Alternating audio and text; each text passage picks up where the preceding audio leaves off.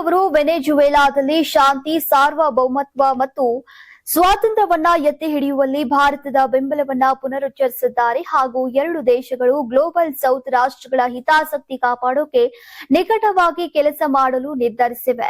ಪರಿಣಾಮವಾಗಿ ವೆನೆಜುವೆಲಾ ವಿಶ್ವದ ದೊಡ್ಡ ತೈಲ ನಿಕ್ಷೇಪ ಹೊಂದಿದ್ದು ಇಂಧನ ಕ್ಷೇತ್ರದಲ್ಲಿ ಭಾರತದಲ್ಲಿ ಹೂಡಿಕೆಗೆ ಒತ್ತು ನೀಡಿದೆ. ಜನವರಿ ಆರಂಭದಲ್ಲಿ ಅಮೆರಿಕವು ಈಗ ವೆನೆಜುವೆಲಾ ಮೇಲೆ ನಡೆಸಿದಂತಹ ಕಾರ್ಯಾಚರಣೆಯ ನಂತರ ಅಲ್ಲಿನ ರಾಜಕೀಯ ಪರಿಸ್ಥಿತಿ ಅಸ್ಥಿರವಾಗಿದ್ರೂ ಕೂಡ ಭಾರತದೊಂದಿಗೆ ಆರ್ಥಿಕ ಮತ್ತು ಆಯಕಟ್ಟಿನ ಸಂಬಂಧವನ್ನ ಗಟ್ಟಿಗೊಳಿಸೋಕೆ ವೆನೆಜುವೆಲಾ ಮುಂದಾಗಿರುವುದು ಈಗ ಜಾಗತಿಕ ರಾಜತಾಂತ್ರಿಕ ವಲಯದಲ್ಲಿ ಕುತೂಹಲವನ್ನ ಮೂಡಿಸಿದೆ.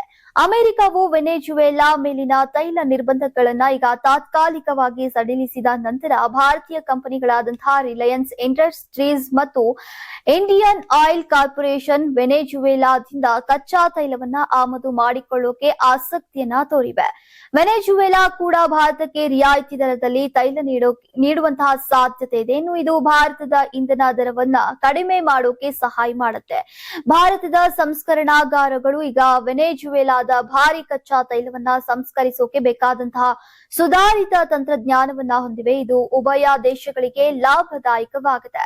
ಇನ್ನು ವೆನೆಜುವೆಲಾದ ಹಂಗಾಮಿ ಅಧ್ಯಕ್ಷೆ ಡೆಲ್ಸಿ ರೋಡ್ರಿಗಸ್ ಅವರು ಈಗ ಜನವರಿ 30ರಂದು ಪ್ರಧಾನಿ ನರೇಂದ್ರ ಮೋದಿ ಅವರೊಂದಿಗೆ ದೂರವಾಣಿ ಕರೆ ಮೂಲಕ ಮಹತ್ವದ ಮಾತುಕತೆಯನ್ನ ನಡೆಸಿದ್ದಾರೆ. ಔಷಧೀಯ ಉತ್ಪನ್ನಗಳು, ಕೃಷಿ ಯಂತ್ರೋಪಕರಣಗಳು ಮತ್ತು ಮಾಹಿತಿ ತಂತ್ರಜ್ಞಾನ ಕ್ಷೇತ್ರಗಳಲ್ಲಿ ಸಹಕಾರ ನೀಡೋಕೆ ಉಭಯ ದೇಶಗಳು ಚರ್ಚಿಸಿವೆ. ಡಾಲರ್ ಅವಲಂಬನೆಯನ್ನ ಕಡಿಮೆ ಮಾಡೋಕೆ ಸ್ಥಳೀಯ ಕರೆನ್ಸಿಗಳಲ್ಲಿ ವ್ಯಾಪಾರ ಮಾಡುವ ಸಾಧ್ಯತೆ ಬಗ್ಗೆ ಕೂಡ ಪ್ರಾಥಮಿಕ ಮಾತುಕತೆಗಳು ನಡೆದಿವೆ ಎನ್ನಲಾಗಿದೆ.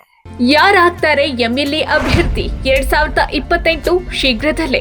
ಪ್ರತಿದಿನ ಒಂದೊಂದು ಕ್ಷೇತ್ರದ ಟಿಕೆಟ್ ಆಕಾಂಕ್ಷಿಗಳ ಸಂಪೂರ್ಣ ಮಾಹಿತಿ ಪೊಲಿಟಿಕಲ್ ಜರ್ನಲಿಸ್ಟ್ ಕೆಎಂ ಶಿವಕುಮಾರ್ ಅವರಿಂದ.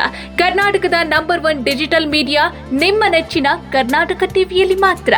ನೀವು ಸಣ್ಣ ಆಗ್ಬೇಕಲ್ವಾ? ಅದು ಒಂದು ಉತ್ತಮ ಆಹಾರದಿಂದ ಸಣ್ಣ ಆಗ್ಬೇಕಲ್ವಾ? ಪ್ರತಿದಿನ ನಮ್ಮ ಜೀನಿ ಸ್ಲಿಮ್ ನ ಯೂಸ್ ಮಾಡಿ ಯಾವುದೇ ಸೈಡ್ ಎಫೆಕ್ಟ್ ಇಲ್ದಂಗೆ ನೀವು ಸಣ್ಣ ಆಗ್ತೀರಾ.